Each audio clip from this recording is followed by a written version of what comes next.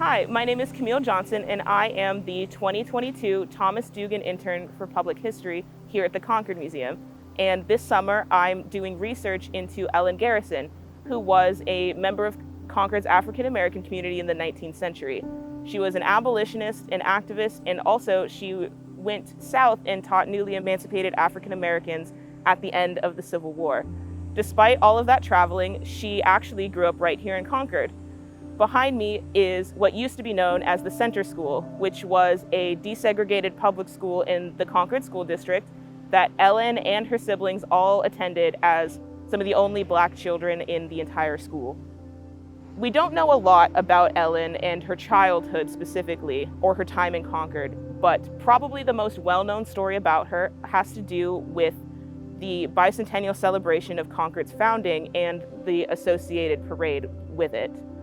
Ellen's teacher announced to her class that they would be marching in the parade alongside other members of Concord's community, and Ellen was the only student who had a problem with that.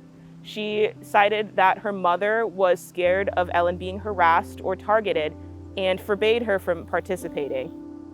Another young girl by the name of Abba Prescott, who was 9 years old and white, actually stood up in front of the class and announced to them that she would march alongside Ellen and protect her and support her against this harassment.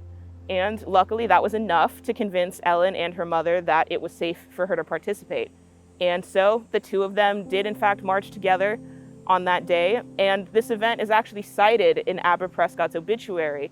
And it's much more detailed than any other source that we have about the event, which we are incredibly grateful for. But the other source that we have actually comes from a piece of abolitionist propaganda, a children's book called The Slave's Friend. In it, it talks about Ellen and this march, and it's meant as a lesson for white children on how to be good activists, abolitionists, and supporters of their Black community. Like a game of telephone, though, they get a lot of details wrong. They leave out a lot of details, and they actually get Ellen's name wrong entirely. Though we are incredibly confident that it does reference the same event as Abba's obituary based on the details that we do have. Both of these sources are both used most often to talk about Ellen, her early activism that she would be so well known for later, and her early childhood. However, they both focus on the white people involved rather than Ellen. Therefore, they don't actually make that good of sources when you apply them to her.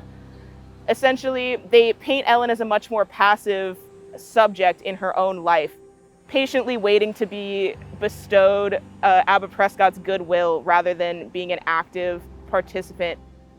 They are much better suited for a couple of other purposes instead of Ellen.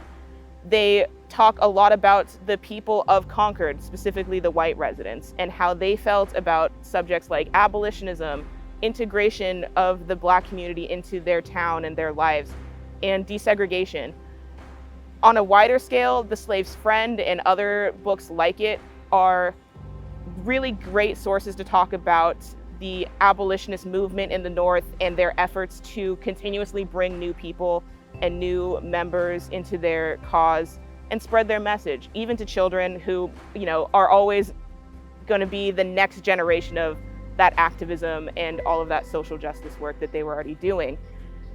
They should be talked about in that sense rather than with Ellen. They do fantastic to, talk about all of those subjects, but luckily a lot of amazing researchers have, come together and provided their own research into Ellen that paint her much more actively. They talk about her life and the actions that she did in either her own words or from her perspective, or even just the wider perspective of African Americans in general, rather than talking about the white people involved. And I am so thankful to groups like the Concord Museum and the Robbins House, universities, historical societies, and even just individual historians from around the country who've done all of this amazing work to put together this new picture of Ellen that we've been able to find and uncover.